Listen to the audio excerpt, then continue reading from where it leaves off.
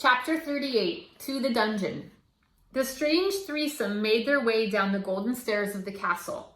The princess and Meg walked side by side, and Despereaux hid himself again in the pocket of Meg's apron.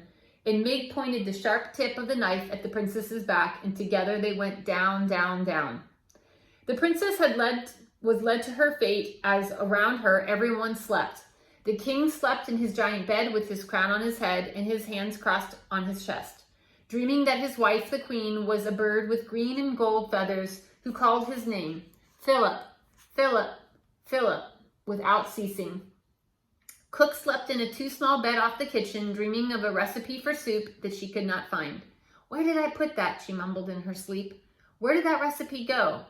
It was for the queen's favorite soup. I must find it."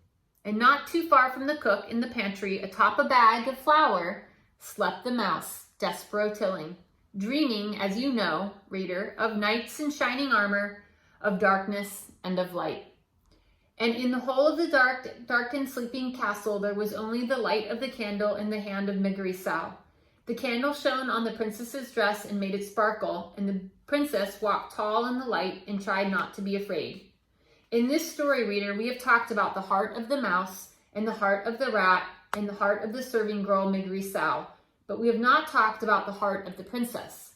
Like most hearts, it was complicated, shaded with dark and dappled with light. The dark things in the princess's heart were these: a very small, very hot, burning coal of hatred for the rat who had been responsible for his mother's death.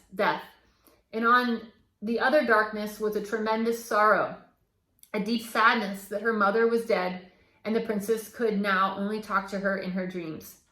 And what of the light in the princess's heart?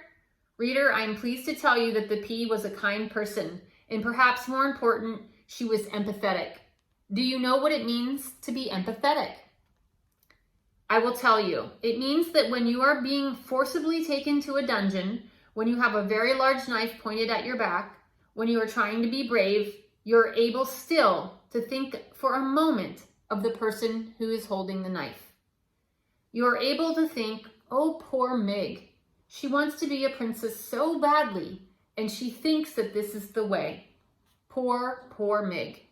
What must it be like to want something so desperately?" That, reader, is empathy. And now you have a small map of the princess's heart: hatred, sorrow, kindness, empathy. The heart that she carried inside of her as she went down the golden stairs and through the kitchen, and finally, just as the sky outside the castle began to lighten, down into the dark of the dungeon with the rat and the serving girl.